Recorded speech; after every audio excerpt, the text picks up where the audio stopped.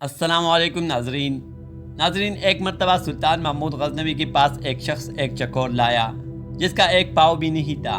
जब सुल्तान ने इससे चकोर की कीमत पूछी तो उस शख्स ने इसकी कीमत बहुत महंगी बताई। सुल्तान ने हैरान होकर इससे पूछा कि इसका एक पाँव भी नहीं है, फिर भी आप इसकी कीमत इतनी ज़्यादा क्यों बता रहे हो? तो वो शख्स बोला कि जब मैं चकोरों का शिकार करने जाता हूँ तो ये चकोर भी साथ लेकर जाता हूँ।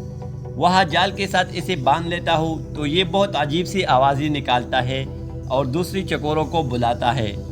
इसकी आवाज़ें सुनकर बहुत से चकोर आ जाते हैं और मैं इन्हें पकड़ लेता हूँ। सुल्तान महमूद गजनवी ने उस चकोर की कीमत उस शख्स को देकर चकोर को ज़बह कर दिया। उस शख्स ने पूछा कि इतनी कीमत देने के बावजूद आपने इसको क्यों ज़बह किया?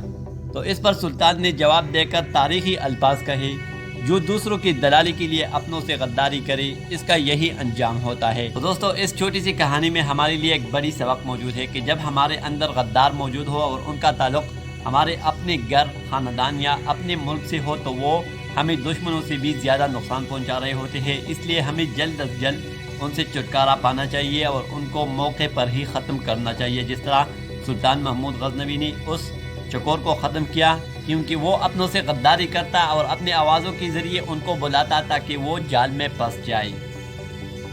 तो दोस्तों, अगर आपको ये छोटी सी वीडियो अच्छी लगी है तो लाइक कीजिए और चैनल को सब्सक्राइब कीजिए ताकि आपको हर वीडियो की नोटिफिकेशन सबसे पहले मिलते रहे। तो मिलते हैं एक और वीडियो में, तब तक के लिए अल्लाह हाफ़िज़।